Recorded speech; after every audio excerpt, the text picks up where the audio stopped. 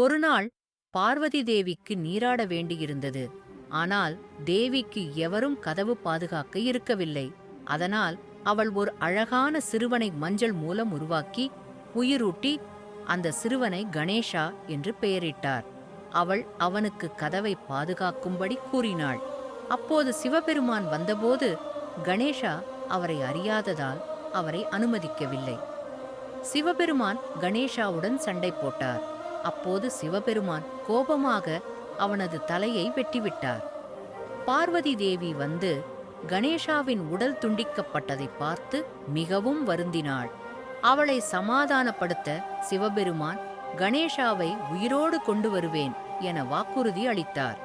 அவர் யானையின் தலையை பொருத்தி அவரின் சக்தி மூலம் கணேஷாவை உயிரோடு கொண்டு வந்தார். சிவபெருமானின் ஆசீர்வாதத்துடன் கணேஷா விக்னேஸ்வரன் என்ற